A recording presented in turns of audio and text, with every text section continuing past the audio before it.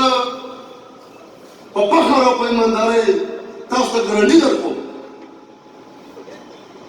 چې کله موږ پاکستان ته لاړ شو انشاءالله تعالی په پریس او په میډیا باندې به تاسو هغه یلغار وکړئ چې موږ دې خلکو ته وښایو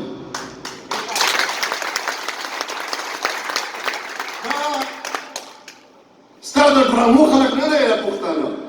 او دا به یو ځل الله تعالی پاک پوهه کړي او وروڼو عزتمندو غیرتمندو مشرانو کشرانو دې باندې به هم سوچ وکړئ خان عبدالغفار خان بابا او خان عبدالولي خان او سره زما ملي مشر اسفندیار بابا تر ډېر تاریخه پورې د چا نمایندګي کړله د چا نمایندګي کړله د خپل قام د پښتنو لنډ او کبر دی د پښتون نمایندګي کوي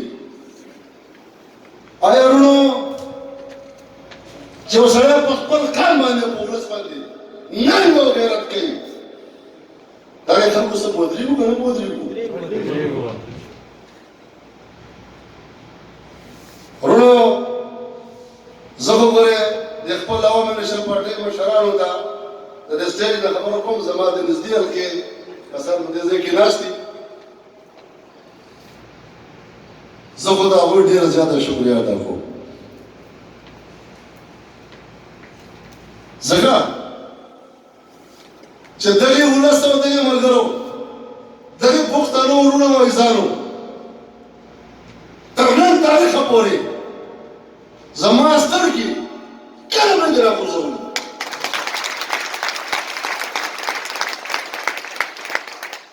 او الحمدلله چې کله به عوامي نشل پارټۍ ته راغلی یم نو زه د خپل مرکزي مشر ته دا وینا کول غواړم د خپل ولس د مخې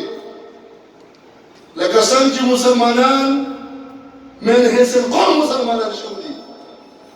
نو زه من حیث القوم په عوامي نشل پارټۍ کې شامل شوی یم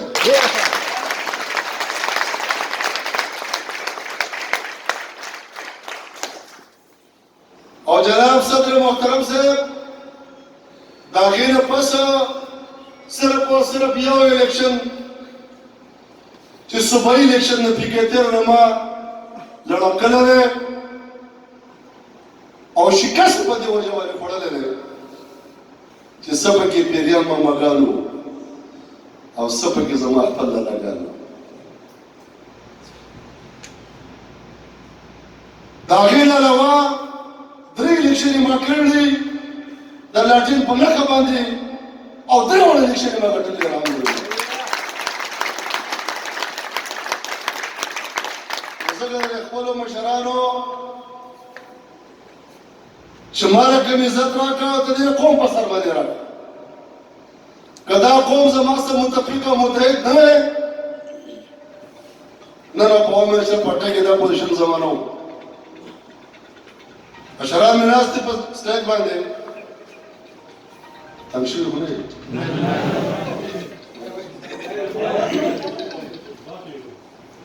مشران مې ناست دي د مشرانو په اجازه باندې چې پښتون ولس په دې رپا نه شي چې د عوامي نشل پارټۍ په حکومت کې نولس یونیورسټۍ په خیبر پښتونخوا کې جوړېږي د عوامي نشل پارټۍ په حکومت کې 15 ډیګري کالجونه دغه کالو جوړېږي او د عوامي نشل پارټۍ په حکومت کې 55 کالجونه زما د خویندو او زما لوڼو جوړېږي او نن دغه کم شرمي او کم خرڅي خلک د کار کولو په ځای باندې صرف او صرف خپل لیبل لګي وایا کم از کم زمانہ قوم او خلکو باندې خبره پوهیږي نه پوهیږي او ورو یو خبره ته کوم چې قوم سره څه پوهېدلی دی خو موږ خپلو مشرانو ته دا خبره کوله باسط د کشرانو د ورکرانو د کارکونانو چې مشرانو دغه وخت پورې د دې سړي خلاف برا پاسئ چې تر څو پورې چا راوستی دی هغوی ته پته ولګي او چا ووټ ورکړی دی هغوی ته پته ولګي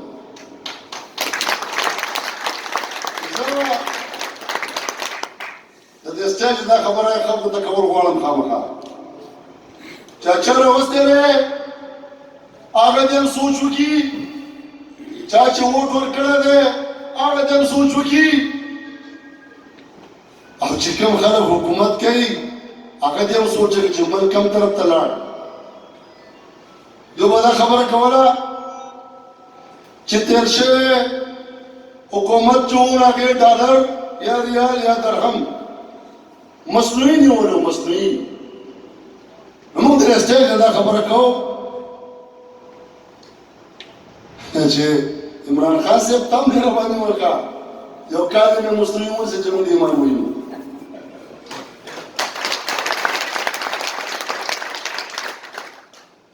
یو سړی نه په خپله کار کولی دی او نه بل ته کار پرېښودل غواړي سهار یوه خبره کوي ماښام بله خبره کوي مازدیګر بله خبره کوي د شپې بله خبره کوي روڼ هغه سړي ته څه ویلی شي غوړخوره ته ویلی شي که نه شي ویلی غوړخوره ته ویلی شي که نه شي ویلی نن په پاکستان کې غوړخوره د غوړخورو حکومت راوستی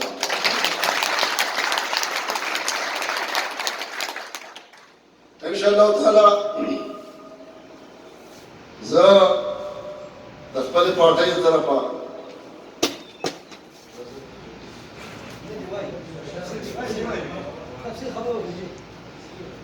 انشاءالله تعالی موږ چې کله لاړ شو ځکه چې حالات داسې روان دي